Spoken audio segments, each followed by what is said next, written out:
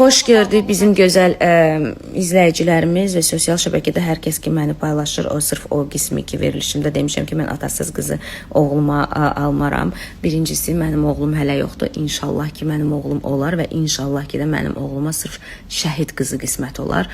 Mən fikrimi bildirəndə mən o mənayla bildirmişdim ki, yəni öz həzzinə görə ana ki qızını atasız qoyur və yarı yolda buraxır yoldaşını və çıxır gedir və sahib çıxmır öz yoldaşına, onun çətin anlarında və s. və həmin qızın anasını, həmin ananın qızını mən öz övladıma, oğluma almaram.